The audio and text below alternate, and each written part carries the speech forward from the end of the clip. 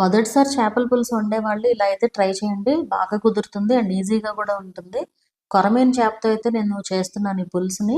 Ingredients list అంతా కూడా కామెంట్స్‌లో పిన్ చేశాను చూడండి. చేపల పులుసులో మెయిన్‌గా తెలుసుకోవాల్సింది ఫిష్ క్లీనింగ్. నీసు వాసన రాకుండా ఉండాలి అంటే నిమ్మకాయ, పసుపు, కల్లుప్పు వేసి నీట్‌గా వాటర్‌తో అయితే క్లీన్ చేయాలి. మామూలు పులుసుల కంటే ఇందులో కొంచెం ఉప్పు, కారం, పులుపు ఎక్కువగా వేయాల్సొస్తది.